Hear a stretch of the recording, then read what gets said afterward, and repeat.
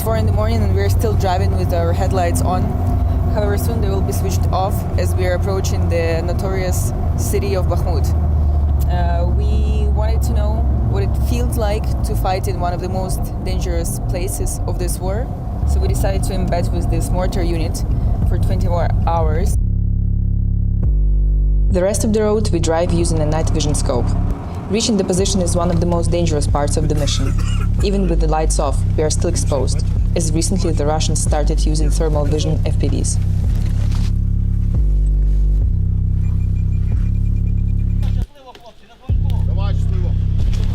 So it's 5 a.m. and we finally arrived at the position, and the drive was quite nerve-wracking, to be honest.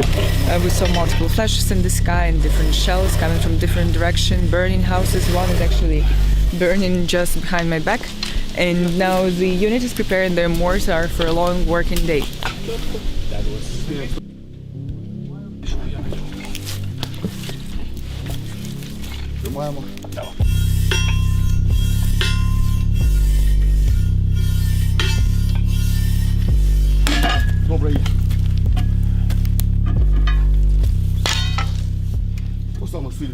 These are shells produced locally by Ukroboronprom, I think. These are American, these are Bulgarian, these are Czech, Polish, and here are the Soviet ones. The Soviet ones are the most accurate. They are the most precise. We have a Soviet barrel, so Soviet shells work best. Made in 1981, I think. We don't have anyone older than that on our team.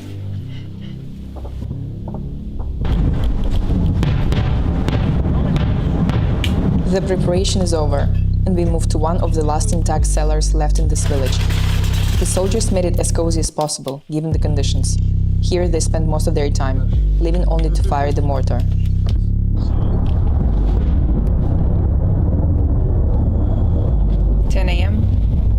The aviation started working. I don't know how far it is, but the sound is quite impressive. And we just got the confirmation on the radio station as well. Кот!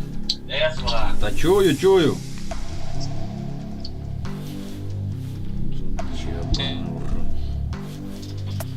Да, кот, чую. Да, пускай. Пускай. Пострел!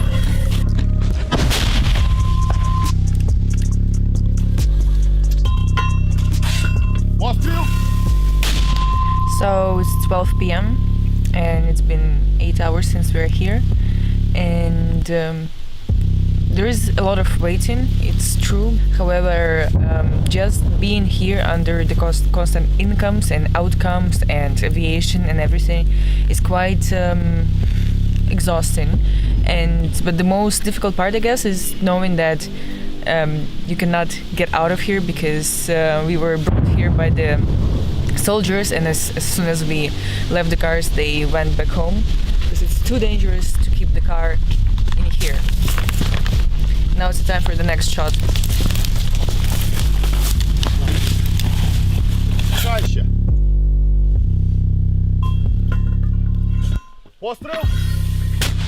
The team consists of 4 people, each from a different corner of Ukraine: west, center, north, and east. Vlad is the youngest. He just turned 20. When full-scale war broke out, he started out as a volunteer. I couldn't sit at home, living a civilian life. I wanted to be useful on the front line. That's why I'm here. Що для тебе на даний момент найскладніше в твоїй справі? Remaining patient. It's incredibly hard to hear about all the fallen brothers and all the casualties over the radio. But in general, it's being patient. I just want to bring our victory closer, but all in good time. The OP-4 battalion has been deployed here for 1 year and 3 months. On the busiest of days, they used to fire up to 128 shells. So far, they have shot 7. Here, the Russians have taken strong positions, and for now, there is no sense for them to move forward. It's weird. But now when we work less, it feels harder for us. We used to have a very tight schedule. During the last year and 3 months, our mortar unit rested for just 3 weeks in total. The same goes for the battalion. Як це витримуєте? I don't know. It just happens, I guess. It's hard. Very hard. Якщо б у вас був відпочинок, що б ви робили? Ну, типу, там, ось півроку. Vacation at home or recover in the army? Because that's two very different things. Дома. Home, I think I'd spend time with my kids, with my wife. I'd make up for everything I've missed. My son was 3 months old when I left for war. Сина, хвати. Що, впадеш? Оп.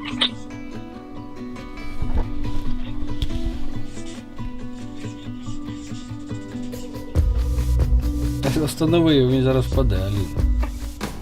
Ваня, стой! It's 6 p.m. We've been here for 14 hours already. And during last couple hours we didn't work with the mortar. And that's actually very good news because that means that Russians are not advancing on the Ukrainian positions. The sun sets and the intensity of fighting goes down. This unit doesn't have a fancy equipment. With their 120mm Soviet mortar, they put their lives on pause, leaving the comfort of their homes behind to fight against the cruel and sly enemy instead.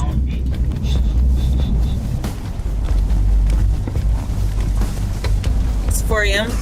next day already, and we're on the way home. It's been a very long and a very tiring day. To be honest, I have no idea how these guys are doing this day to day. Especially we were not the ones who were carrying shells and loading, unloading ammo and stuff like that. So yeah, it's very hard work these guys are doing. And yeah, that's for